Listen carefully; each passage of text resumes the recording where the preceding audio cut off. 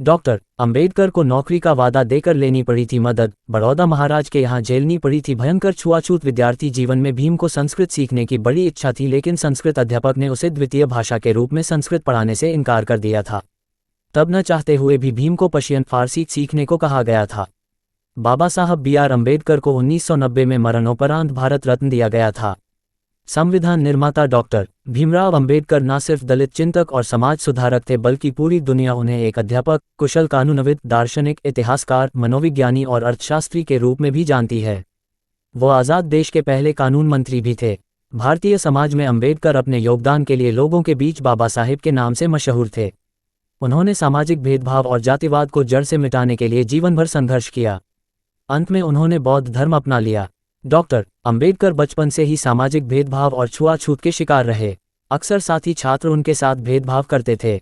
उन्हें क्लास में भी अलग बैठाया जाता था। उनका जन्म 14 अप्रैल 1891 को तत्कालीन ब्रिटिश भारत के केंद्रीय प्रांत मध्य प्रदेश के इंदौर के पास महू शहर की छावनी में एक महार परिवार में हुआ था।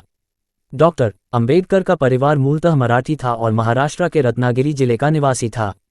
अंबेडकर पढ़ने में बहुत तेज थे, इसलिए कई शिक्षक उच्च जाति का होते हुए भी अंबेडकर से काफ़ी स्नेह करते थे। C.S. भंडारी ने अपनी किताब प्रखर राष्ट्रभक्त डॉक्टर भीमराव अंबेडकर में लिखा है, विद्यार्थी जीवन में भीम को संस्कृत सीखने की बड़ी इच्छा थी, लेकिन संस्कृत अध्यापक ने उसे द्वितीय भाषा के रूप में संस्कृत पढ़ाने से इनकार कर दिया था। तब न चाहते हुए भी भीम को पर्शियन फारसी सीखने को कहा गया था, लेकिन भीम ने अपना संकल्प नहीं छोड़ा। उन्होंने पर्शियन के साथ साथ एक पंडित से संस्कृत भी सीखी। उन्होंने अंबेडकर का कथन उद्धृत करते हुए लिखा है, संस्कृत के सामने पर्शियन कुछ भी नहीं, उससे कोई लाभ नहीं। संस्कृत पुराणों का ज्ञान भंडार है, व्याकरण, दर्शन शास्त्र, अर्थशास्त्र का भंडार है, तर्क, नाटक, मीमांसा आदि का आधार है संस्कृत। भंडारी ने लिखा है कि भीमराव अंबेडकर ने भारत में डिग्री ली थी अंग्रेजी और पर्शियन भाषा में, लेकिन बड़ौदा महाराज की आर्थिक सहायता से वो 1913 में अमेरिका के कोलंबिया यूनिवर्सिटी से राज्यशास्त्र, नीतिशास्त्र, मानवशास्त्र और अर्थशास्त्र में M.A. करने के लिए चले गए थे। उन्होंने 2 साल के अंदर सभी विषयों में M.A. कर लिया था और देश लौट आए थे। उनकी प्रतिभा का वहाँ खूब सम्मान हुआ था। अमेरिका जाने से पहले अंबेडकर ने बड़ौदा महाराज को लिखकर दिया था कि वो जब पढ़कर लौटेंगे तो उनके यहाँ काम करेंगे। भंडारी के मुताबिक अंबेडकर अपने वचन के मुताबिक लौटकर बड़ौदा महाराज के यहाँ काम करने पहुँच गए थे।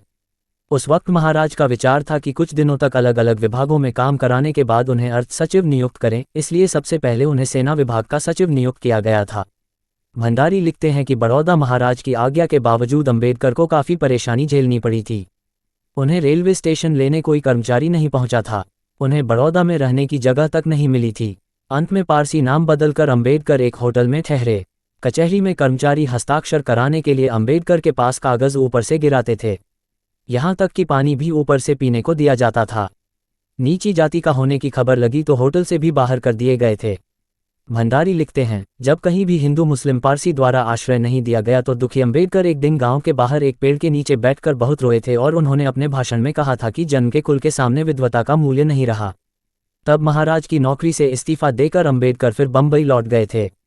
सूचना सिर्फ मान्यताओं और जानकारियों पर आधारित है। यहाँ ये बताना जरूरी है कि यह मेरा वीडियो किसी भी तरह की मान्यता, जानकारी की पुष्टि नहीं करता है।